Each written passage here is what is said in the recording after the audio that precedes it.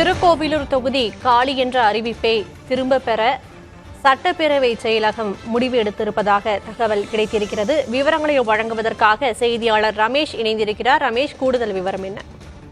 முன்னாள் அமைச்சர் பொன்முடி குற்றவாளி என்ற தீர்ப்பை நிறுத்தி வைத்த உச்சநீதிமன்ற தீர்ப்பு கிடைத்திருக்கிறது. அந்த தீர்ப்புடைய நகல் தற்போது சட்டப்பேரவை செயலாளரிடம் கொடுக்கப்பட்டிருக்கிறது. அந்த தீர்ப்பை வைத்து சட்டப்பேரவை செயலாளர் ஒரு அறிவிப்பை தற்போது வெளியிட இருக்கிறார். அந்த அறிவிப்பில் அவர் மீண்டும் ஏற்கனவே கொடுத்த அந்த திருக்கோவிலூர் தொகுதி காலி என்ற அந்த அரசிதழ் திரும்ப பெற இருக்கின்றது. அது காலாவதி ஆகிவிட்டதாக அந்த கெசட்டை ரத்து செய்வதற்கான பணிகள் தற்போது சென்னை தலைமைச் செயலகத்தில் இருக்கக்கூடிய சட்டப்பேரவை செயலகத்தில் நடைபெற்று வருகின்றன. இன்று மாலைக்குள் இந்த பணிகள் எல்லாம் நிறைவு பெற்று அவர் விரைவில் எம்எல்ஏவாக தொடர்வார். அது முறைப்படி தேர்தல் ஆணையத்திற்கு தெரிவிக்கப்படும் என்று இங்க இருக்கக்கூடிய தலைமைச் செயலக அதிகாரிகள் தெரிவிக்கிறார்கள்.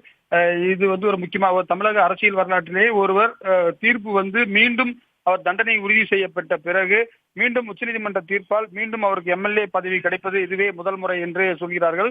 ஏற்கனவே கடந்த காலங்களில் முன்னாள் முதலமைச்சர் ஜெயலலிதா போன்றவர்களுக்கெல்லாம் கூட இது போன்று மீண்டும் கிடைத்திருந்தாலும் கூட, ஆனால் உச்சநீதிமன்றத்தில் இது போன்று பெறப்படவில்லை என்று சொல்லப்படுகிறது.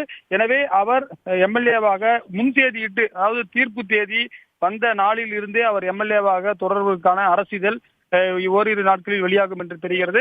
அதற்கான முன்னேற்பாடான பணிகளில் காலையில் இருந்து சட்டப்பேரவை செயலாளர் சீனிவாசன் மற்றும் சட்டப்பேரவை அதிகாரிகள் ஈடுபட்டு வருகிறார்கள்.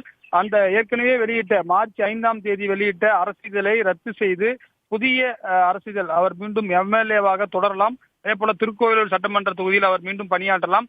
வரக்கூடிய சட்டமன்ற அவை நடவடிக்கைகளில் அவர் பங்கேற்கலாம் என்பதையும் உறுதி செய்யப்பட்டிருக்கிறது. இது தீர்ப்பு தற்போது சென்னை தலைமைச் செயலகம் வந்தடைந்திருக்கிறது. தீர்ப்பினுடைய முழு நகல் தலைமைச் செயலகம் வந்தடைந்திருக்கிறது. விவரங்களுக்கு நன்றி ரமேஷ்.